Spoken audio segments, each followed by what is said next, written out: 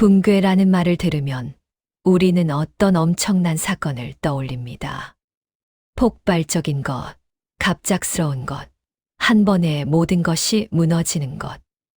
가문의 붕괴라는 것은 어느 특별한 가정에서만 일어나는 것이라고 생각합니다.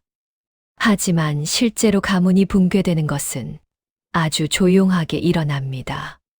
한 번의 폭발이 아니라 수십 년간의 작은 균열들이 쌓여서 아무도 모르는 균열들이 하나씩 쌓여가면서 어느 날 그 균열들의 무게가 가문 전체를 흔들거나 아무도 모르게 이미 무너져 있었던 것입니다.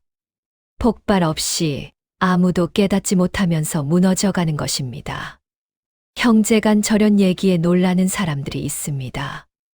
우리는 형제끼리 사이가 나쁜 것은 아주 특별한 가정만의 것이라고 생각하기 때문입니다.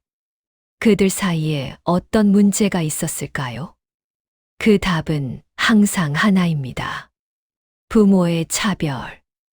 의식적이든 무의식적이든 부모가 한 자식을 더 예뻐한다는 것을 다른 자식은 평생 느끼며 살았습니다.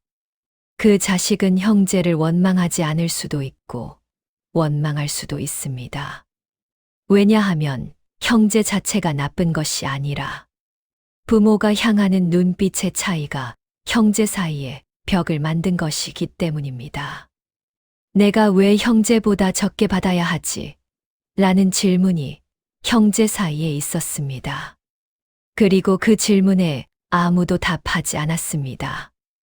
왜냐하면 암묵적인 규칙으로 오랜 세월 자리 잡았기 때문입니다.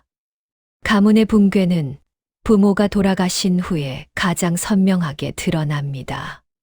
형제 간의 재산 다툼에 대한 얘기는 이제 흔한 얘기가 아니게 되었습니다.